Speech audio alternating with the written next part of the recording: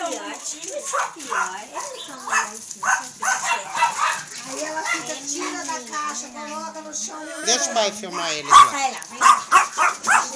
Hilari mesmo. Ai, é bonitinho, né?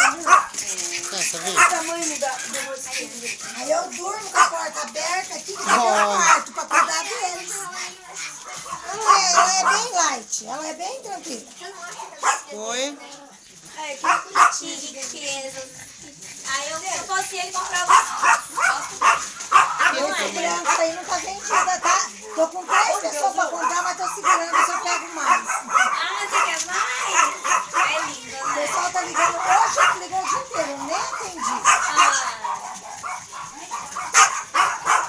Depois eles clareiam, né? Eles nascem assim escuros. O pelinho deve cair esse vinhoto ou esse pelo clareia mesmo? Não, fica clarinho.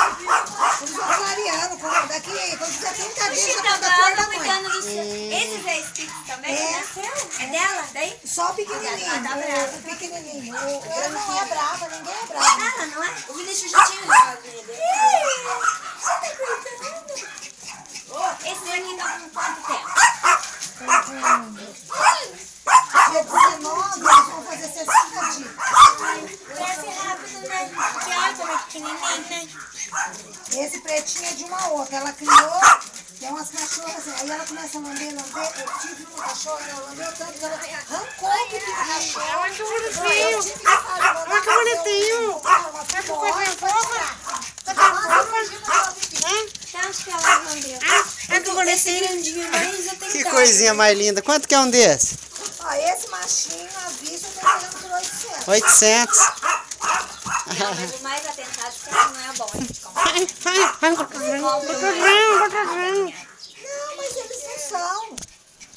Vou dar vontade de levar, hein? Elas já estão vendidas do dia que nasceu, né? E ele, o pessoal, eu tô com 3 pessoas. A mulher hoje mandou 8,5. Eu não vou responder. Ela mandou, não tô em casa. Não. Quer que eu pergunte tirar foto na carinha? Tá filmando. Esse é macho?